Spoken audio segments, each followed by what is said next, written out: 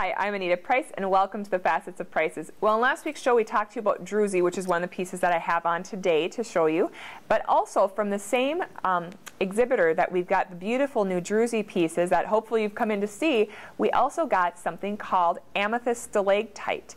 And remember last week we talked about geodes, that when you get druzy, these geodes are these huge basketballs that are lined with small crystals all inside of the rock. Well, occasionally, because there's holes and porous spots within these rocks, you'll be getting dripping of water happening. And we've seen, caves where you've got these huge stalactites and stalagmites, just depending on where they formed, if it was being dripped down upon or if they were calcified from the top down.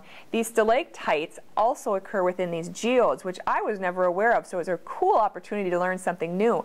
What happens is inside these geodes, where you have this druzy, is you've got these stalactites coming down and dripping and forming amethyst crystals. Now, this is one piece that we just picked out that is just absolutely, they had a variety of them, whether loose or set up, but it's really cool. What they do is, if you think these stalactites are coming down from this geode, they then take a cross section of it as if you were cutting trees, cutting stumps, and they cut these about 1/4 to 1/2 inch thick, and it shows all the growth of this crystal from being very small to having almost a flower-like appearance, which is really unique and interesting. So each of these is very one of a kind because of how that stalactite grew within the grew within the geode, actually.